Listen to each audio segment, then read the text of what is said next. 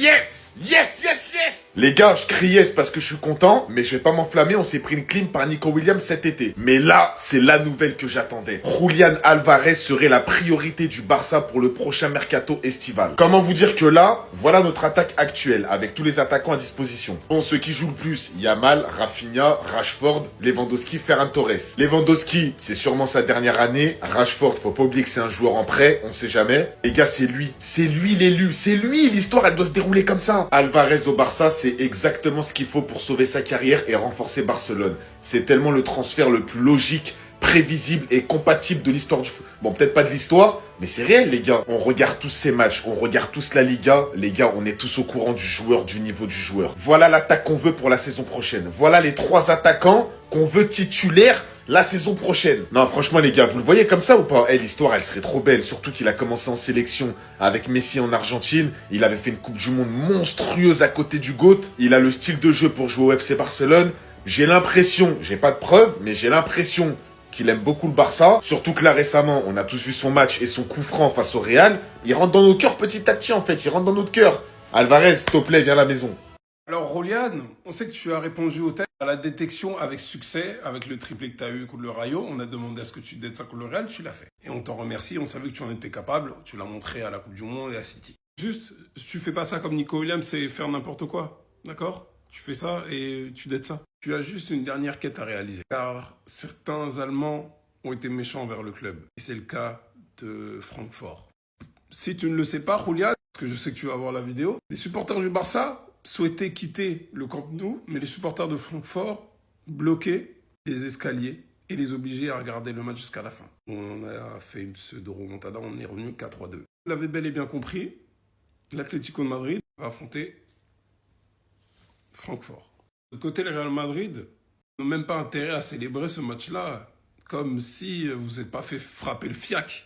Álvarez et consorts. Parce que quand vous montrez les muscles face au gros, faut le faire. On vous guette aussi. Osez faire un match nul. C'est comme une à suivre.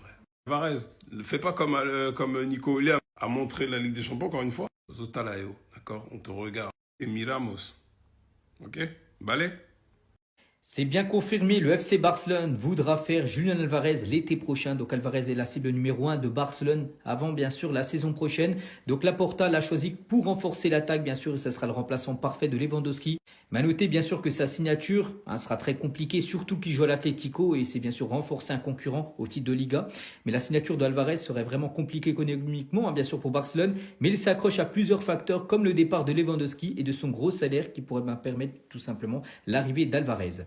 Demain, nouveau mois qui commence, le mois d'octobre, et c'est un gros mois pour le FC Barcelone. Regardez les rencontres au programme, il y a du lourd. Donc tout d'abord, demain, bien sûr, le match contre le Paris Saint-Germain.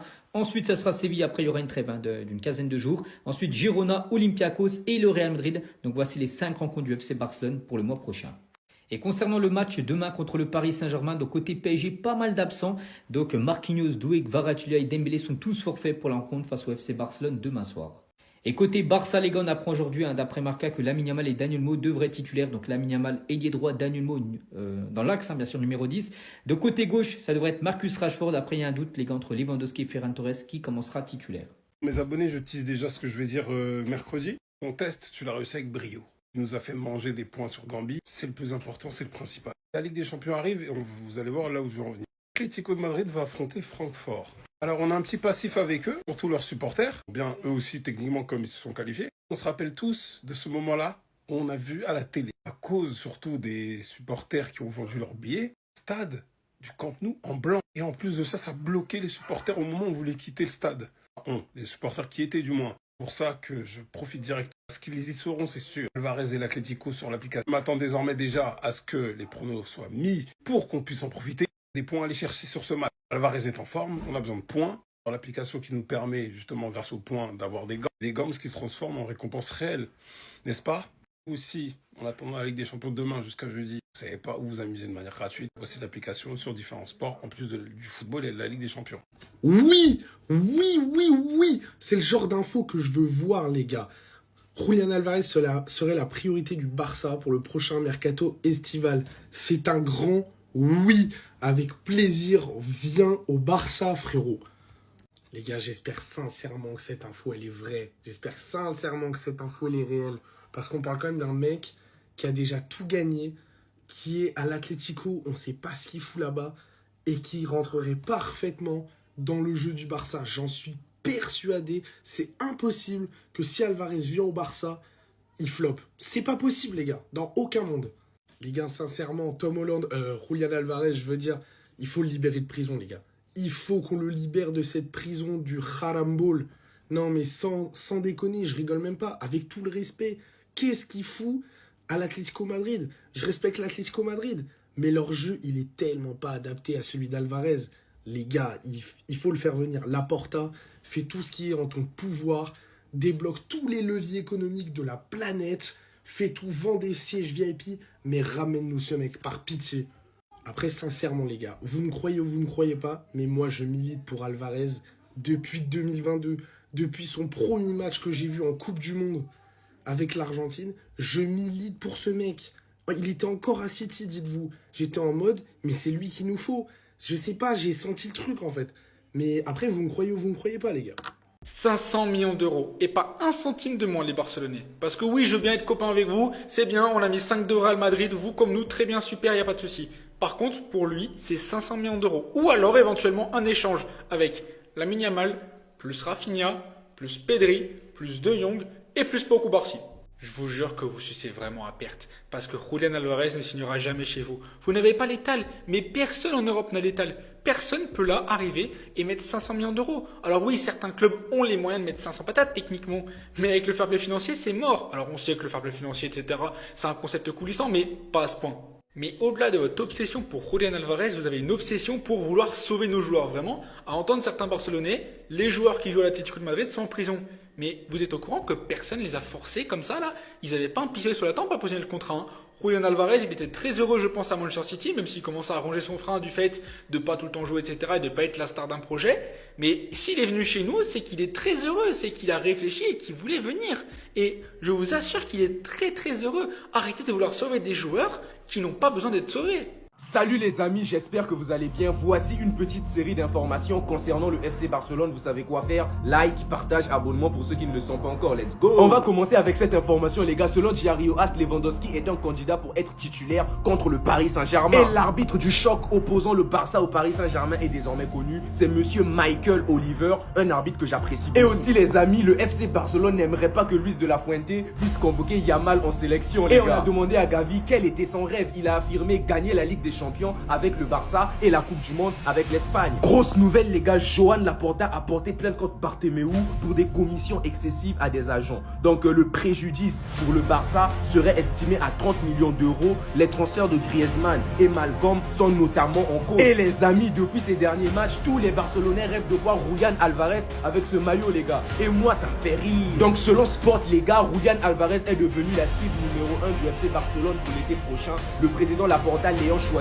pour renforcer l'attaque de l'équipe. Et aujourd'hui, Marc Bernal a prolongé son contrat jusqu'en 2029 avec le Barça. Et j'aimerais vous montrer cette image des Barcelonais. C'était le dernier match des Parisiens à Montjuïc. Donc on a une très belle mémoire. On a fait un très beau match ce jour-là. Et j'espère que mercredi, on fera un même match les gars. Cependant, le seul domaine où j'ai peur les gars, ce sont les corners. Parce que le Barça, depuis ce début de saison, ils ont marqué 5 buts sur corner les gars. Ils me font peur. Et selon Marca les gars, Lamine Yamal et Dani Olmo commenceront le match contre le Paris Saint-Germain.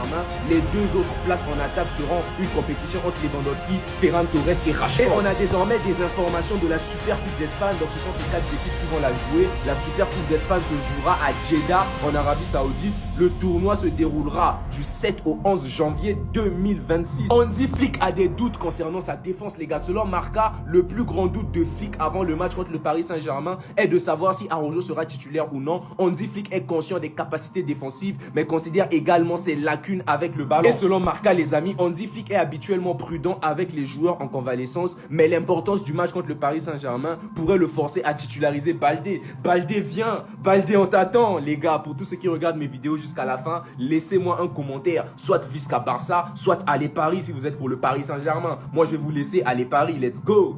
Le FC Barcelone ne doit recruter aucun joueur, j'ai bien dit aucun joueur au prochain mercato estival pour mettre le paquet